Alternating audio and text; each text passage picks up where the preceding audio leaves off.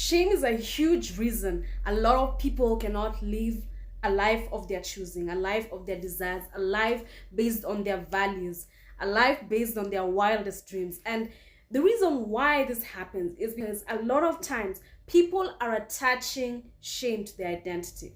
For instance, some people are scared to start a creative project, or they're afraid to ask somebody out that they really like, and that's because of that identification with shame and fear.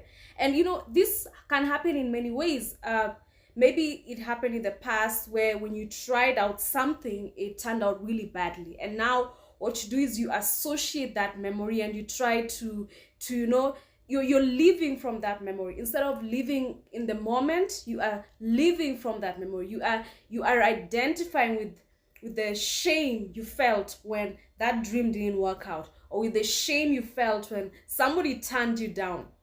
So when you identify with that shame, you can only see yourself as this limited, reduced version of yourself. And when you see yourself in that light, then how can you possibly reach your highest potential? How could you possibly find joy in the present moment? So you have to be very careful with what you identify with. And it's crazy because many times we identify with things subconsciously, and you find a lot of people, there are many people who are very confident, or let me say they're not scared of taking risks. They want to do something, they just do it, and that's because they've chosen to identify with, either they've chosen to identify that they are a brave person or courageous person, or they've chosen to identify with things will always work out for them, or they've chosen to identify with this will be an adventure however way it works out. But when people who are very fearful, they instead identify with their fears more. They'll be like, this won't work out, what's the point of trying? Or the last time I did this, something horrible happened to me, or it didn't work out, I'm not good at it. But the difference is now there are people who will keep trying at something until they really, really get good at it, and their pull will stop midway. And that's because when you stop midway, it could be a variety of factors. There are times people realize what they were pursuing no longer matters to them like it matters to them previously. So it's a change in priorities, a shift in priorities, or they realize maybe they're not willing to dedicate as much time to that thing anymore. But the other people who just, it's out of identifying with shame and fear, they just see themselves, oh no, I can't. The I am is very important in our life. Wherever you identify as, the brain gravitates towards that. If you identify as an amazing piano player and you show up every day and you practice, your brain will want to reach that vision you see. So even if you fail but you keep identifying with how good you are, then the more you will shift towards becoming good. And the more you identify with how bad you are, you'll keep seeing how bad you are. Even the places you improved, you will not notice.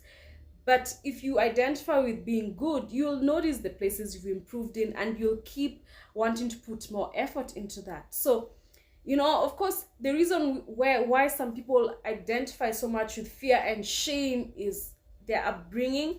Maybe they're in an environment where they were constantly shamed, where even their efforts were not really encouraged, even their small efforts. So they learned not to try anymore. But some people had the advantage of their small efforts were recognized at least, so they felt they could keep going. But of course, right now, there's something called neuroplasticity. So if you choose to identify, if you choose a new identity that works better with your values, that works better with who you want to be, and this is the hero's journey. The hero's journey is about your ideal self and working towards your ideal self. If you choose that new identity, you have the chance to actually create something new. The neurons will be created over days and weeks, and over time you'll have a new identity. But if you keep creating from shame or from the past, that is what will keep being perpetuated. Those are the neurons that are stronger in your brain, the ones which identify with fear. For instance, if you're a fearful person, those are the ones that your life will keep being recreated like that unless you really choose a new identity and a new direction. You've seen a lot of people like narcissists and abusers. What they actually do is they target someone's identity because they want you to doubt yourself. So people who are in long-term abusive relationships, often they'll be less confident over time because the abusers deliberately target their identity and isolate them from others, and with that they can shape them over time. If they can find a way to associate the victim's identity with shame and fear, then they reach their objective. It's a way of kind of living through the victim, creating a person who is like a shell of themselves, a person whose identity revolves around you. So abusers break someone's identity and make that person's identity revolve around them. It's a very horrible thing to do, but that's what happens. So if you're going through a hard time, try to look within and what are you identifying with?